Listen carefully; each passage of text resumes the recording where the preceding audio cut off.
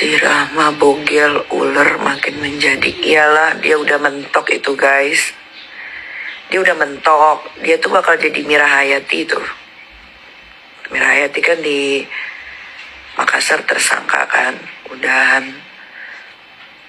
Dia bakal jadi Mira Hayati kedua itu. Karena maksudnya satu-satunya orang yang memberontak. Padahal dirinya udah salah tuh. Ya dia.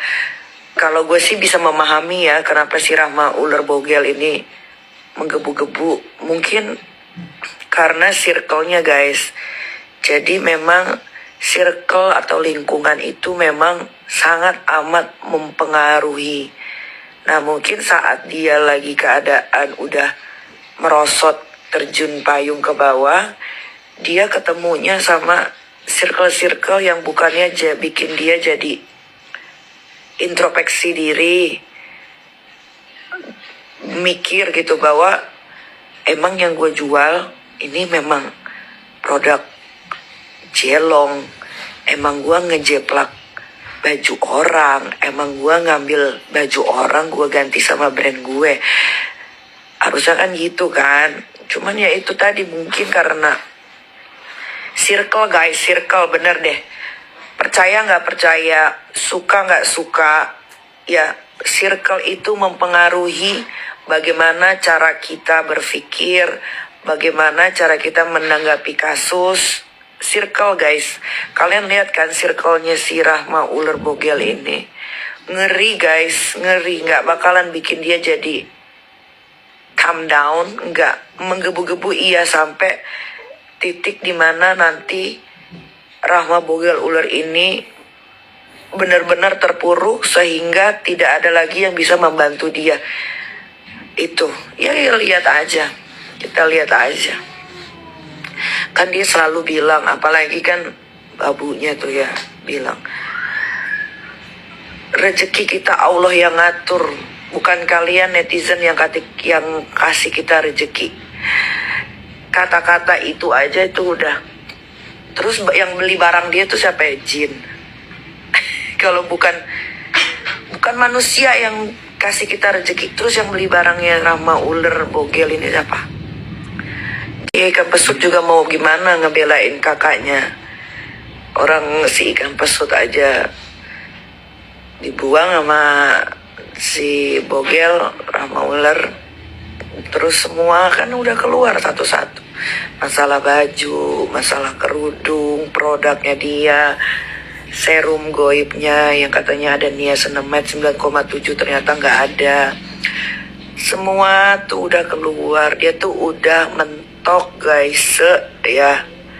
Rahma ular bogel ini tuh udah mentok ke kanan, nggak bisa ke kiri, nggak bisa mau maju, udah nggak bisa mundur, nggak bisa.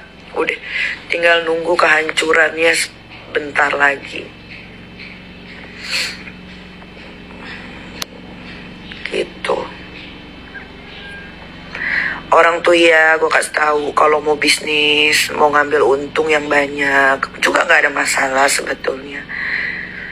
Ya sebagai pembisnis boleh kok ngambil untung sebanyak-banyaknya asal produk yang kita jual itu benar bagus.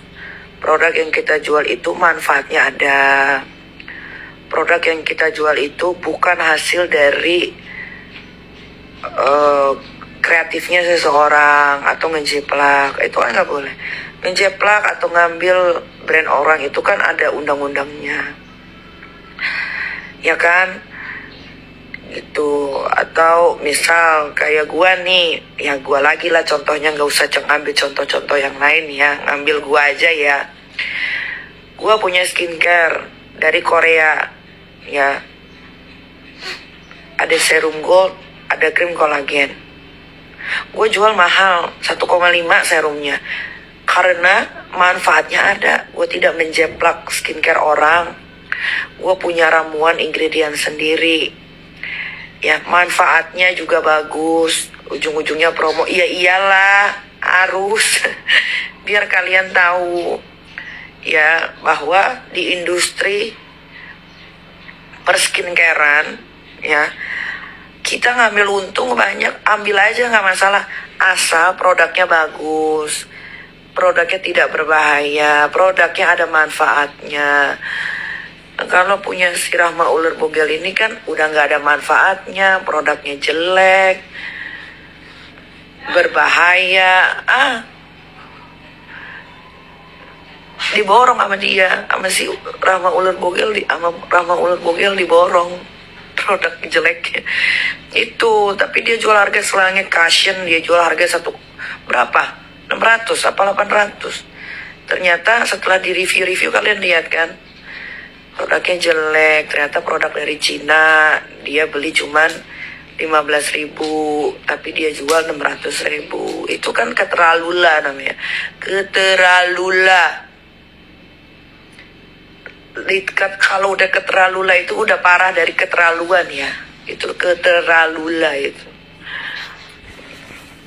Kayak gitulah contohnya.